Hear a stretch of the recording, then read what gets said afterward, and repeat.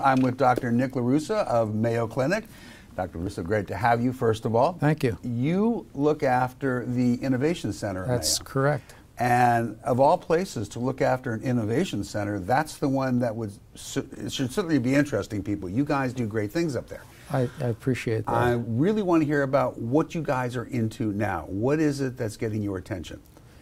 Well, I believe that, as was actually mentioned today at one of the panels by John Scully, that the science of medicine since the Second World War has been enormously innovative. I mean, we have vaccines now that have essentially eliminated polio. We have vaccines that will eliminate cervical cancer. We have machines that allow the exploration of the body without an incision. So the science of medicine has been incredibly innovative. What has not been innovative is the delivery of medicine. Right. And that was part of the rationale in late 2007 when the Mayo Clinic announced the institution of the Center for Innovation, where our focus is on transforming the experience and delivery of health care.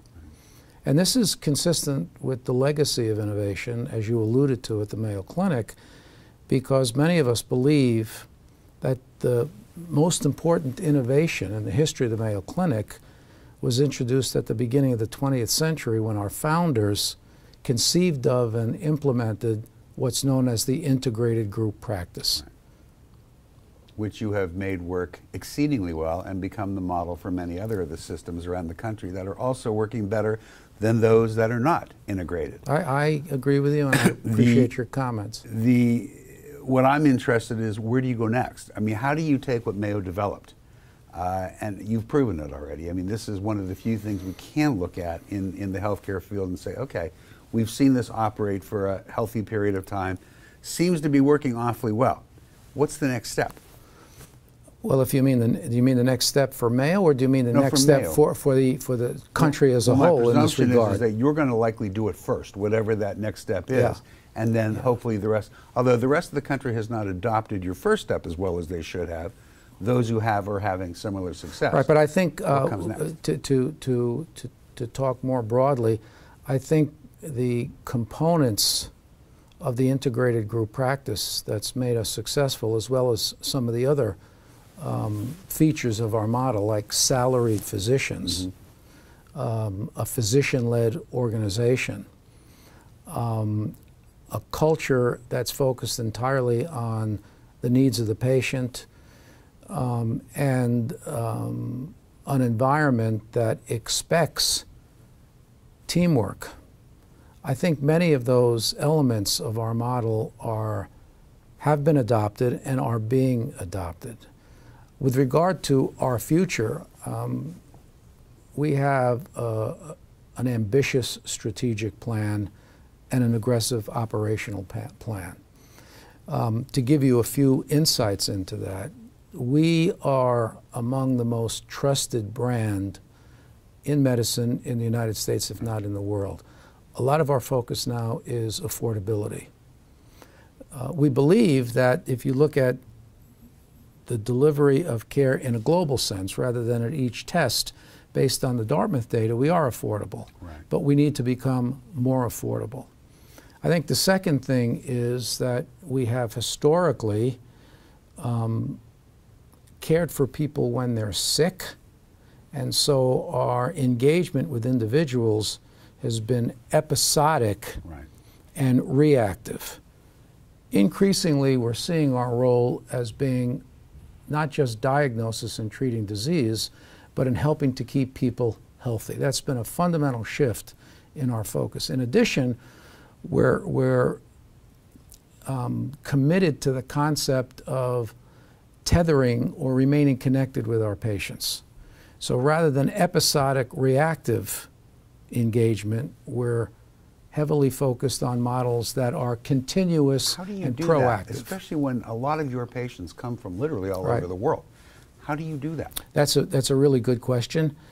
I think we do it by aspiring to expand the expertise that Mayo has been the clinical expertise that Mayo has been famous for beyond our bricks and mortar. In other words, with the technology that's currently available now, we should be able to provide people with information and help solve their problems, even if they don't come to our campuses. Right. And we envision that by doing that, we can do that directly to patients, or we can do it provider to provider. And we have multiple experiments in this broad area of connected care, which is what we're calling it. So we would like to be in the position of when a patient calls and says they need help, we ought to be able to give them the help that they need by whatever means is appropriate. Some of that may be providing them with information. Mm-hmm. That doesn't require them to come to Mayo, to our campuses. The people that come to our campuses should only come if that's the only way we can help them. Right. That's been our tradition historically, but we think we have ways of expanding that now. So going back to the integrative system, which you people really did pioneer it, why is it that it works very, very well for you up in Minnesota? I know something didn't work quite as well for you down in Arizona. How is it that the system can work in one place and maybe not as well when you apply it somewhere else? Well, that's a really good question. I would say that, first of all, with regard to Arizona and Florida, right, where we have other campuses, things are moving in the right direction there. Those institutions are only 20 or 25 years old. Yeah. And they've evolved over time. So, for example, within the last 5 years, we opened our own hospital in Jacksonville. That was a big step forward. But the environments in those areas are quite different than they are in Rochester, Minnesota. Our founders were, I think, I don't know how intentional they were, but the fact that they started the Mayo Clinic in southeastern Minnesota, right, I think added to the likelihood that it would be as successful as it was. Had they started it in a big urban environment, I'm not sure it would have worked as well.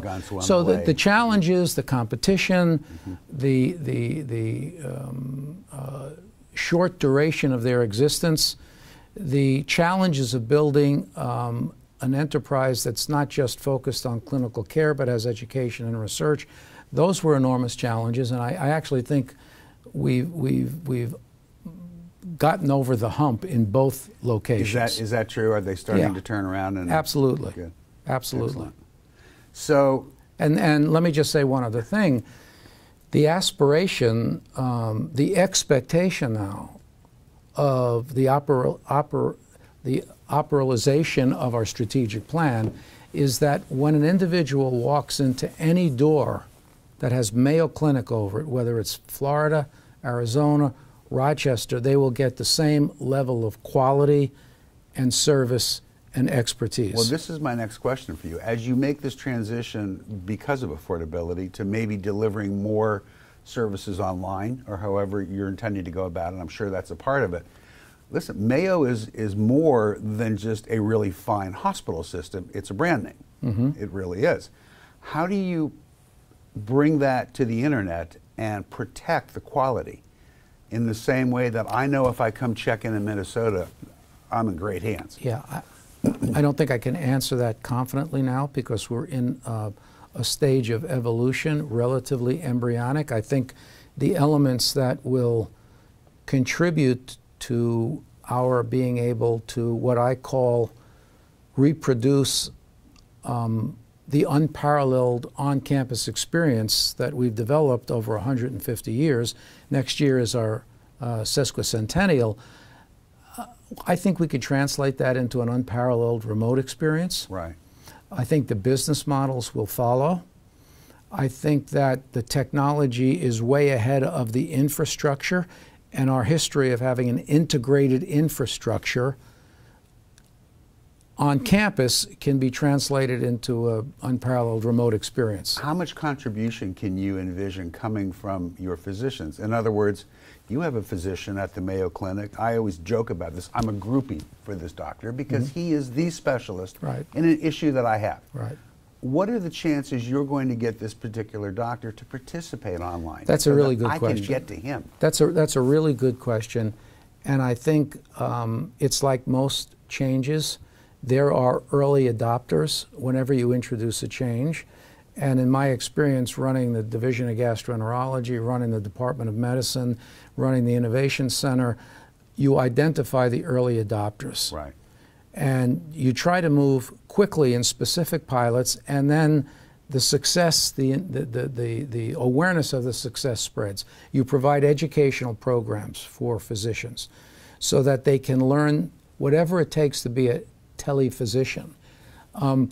You provide an infrastructure which allows their day to be compartmentalized so that some of it may be, for me, a gastroenterologist, doing endoscopy from 8 to 12 on campus, right. But maybe my afternoon is spent communicating at a distance through technology with providers elsewhere. We're already doing that in Alaska. We're providing, for example, expertise in breast cancer to women in Alaska who don't have access to it. So it makes sense for our future. It makes sense for society because this should increase access.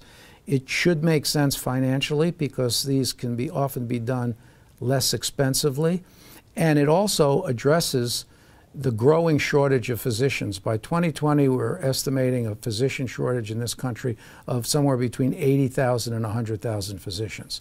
So we need to be able to provide the expertise beyond our bricks and mortar, and that's part of the aspiration. I think it's great. Doctor, thanks so much for Thank coming you. and talking to us.